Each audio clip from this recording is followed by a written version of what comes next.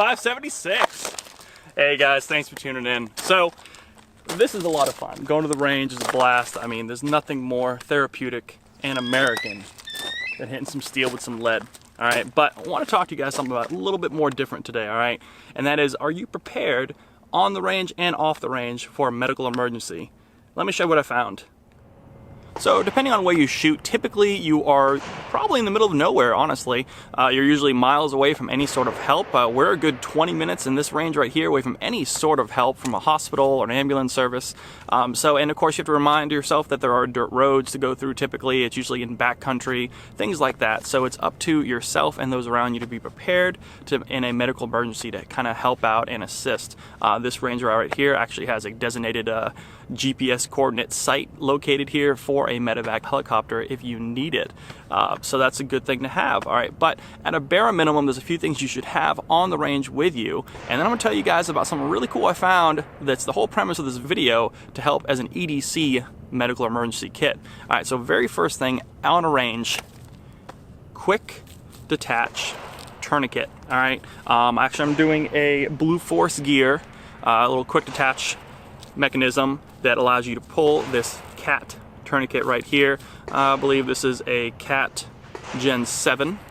All right here. These are typically in the $20 range. They're definitely much nicer than some of the cheaper knockoffs you see on Amazon. And CAT seems to be the go-to recommended tourniquet from medical professionals. And in fact, the first time I heard about any kind of stop the bleed medical training was over at the IV 8888 range day event. I actually took a class with a Skinny Medic, talked about some of the medical supplies they have on hand, things you can keep on your kit with you, things even like, quick clotting sponge, possibly some halo seals. You never know what other people have on them if something really does go down out here in the middle of nowhere. So these could be something kind of basic to have.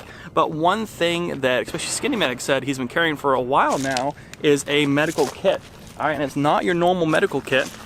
This is an EDC medical ankle kit. All right, so it's made by the Warrior Poet Society right here, as well as Blue Alpha Gear put this together. It is a Velcro kit that goes around your ankle. All right, it's got some little antimicrobial material, kind of similar things you'd see on some of the holsters nowadays for inside the waistband.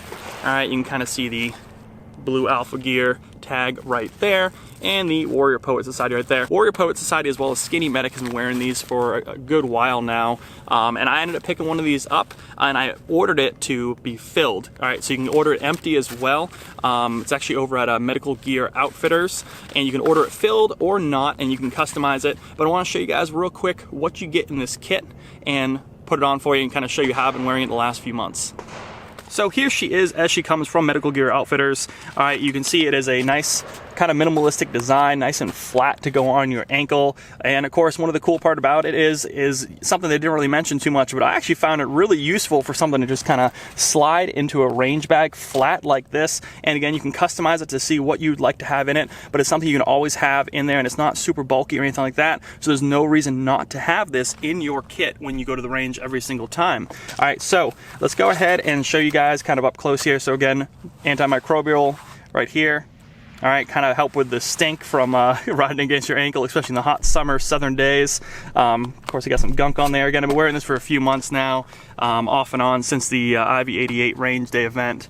And again, it's very comfortable. It's something that you should all have on you at all times. And what I did is I kept it loaded, like I mentioned before. You have some gloves right here. There are 2 pairs of gloves in this little hidden pocket right here. I've also seen lock picks, handcuff keys, you name it can go in this little side pocket here. And again, nice and flush there. Over here on the other side is another hidden pocket right there. You can see that right here. All right, and then this one right here again has another pair of gloves right there. And again, put whatever you want in there. Kind of going up here, we have our first bigger pocket right here, and this actually has compressed gauze in it right here. All right. Sorry, this guy's shooting in the next bay over. All right, so that's the first one right there. Second pouch is the largest pouch in this whole section here, and it actually has 2 things in it. All right, this one is a NAR mini responder 4-inch ETD emergency trauma dressing. All right, and the cool part about it is all these have little instructions on the back here. So if you've never seen this stuff before, of course, you probably do want to get medical training if you can. But if you've never seen this stuff before, they do have some instructions on here. All right, and here is a chest seal, a twin pack. So it's a little bit smaller than the other one I just showed you, the Halo seals. This is by Hyphen Vent right here. This is a chest seal for a chest wound. All right, and moving over here, we have a couple of other things here. You can see I looped the Velcro through where these little shears go. So of course you have your trauma shears, cutting any clothing away from a wound, right there. And you have some Dynalube right there, because you do have an airway vent right here, all right? I have never used one of these before, so I need to get training on this. This is kind of for a blocked airway, all right? There you go. And last over here is another cat tourniquet, all right?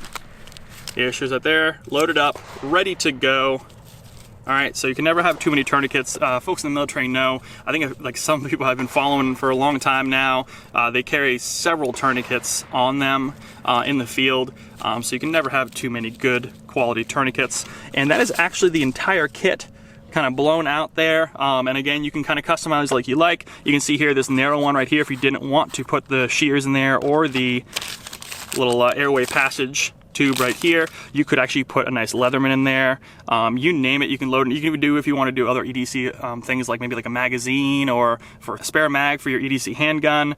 You name it, fire starter kit, survival kit. Again, this is just a great thing to have. So let me show you, let me load this back up and show you guys what this looks like on your ankle. So as I load this back up, I do want to show you guys real quick, when you're loading this up, you kind of want to fold any kind of sharp edges out away from you. And also, if you can, kind of tuck them in a little bit. I've noticed wearing this around town and things like that, when you wear this every day, you're going to notice you want to make sure there's no peaks on the inside rubbing against your ankle, but also on the outside pushing against the fabric of your jeans or your pants, whatever you're wearing that day. Of course, this doesn't look too fashionable with shorts, so keep in mind it's more of a pants thing. But you want to make sure there's no hot spots kind of peeking out if you can. So try to fold these edges in and kind of over and tuck them in so there's no real sharp points inside or outside. So you can see how flat I made this kit. The widest part of the whole thing is that cat tourniquet, and even that is tucked in as much as it can and cinched down. I went ahead and put the shears tucked in behind this little strap on the ankle kit just to kind of hold them nice and flat and in place.